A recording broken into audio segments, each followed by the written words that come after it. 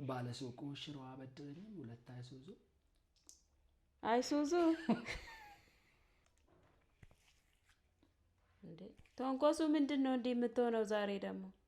አረ ምንም እና ምንድነው እንዴ የምትሆነው? አንዱ እኮ ነው ታች እንትን ጎመን ነው ብሎ ምሳ ብላ አለኝ። ምን ጎመን ብቻ ይሄ ያልበሰለ ጎመን ብሎ የምን ጎመን ነው የበላኸው? አይ አልበሰለም የፈረንጅ ብሎን እንደዚህ ያረግን በላ። በምን በሱካር እውነታው አንተ የምን ጎመን ነው የበላኸው? የፈረንጅ ብሎኝ በሱካር እንደዚህ ያረገ ሱካር አርጎበት ሰጠኝ። እየቀነጠሳችሁ በላክ።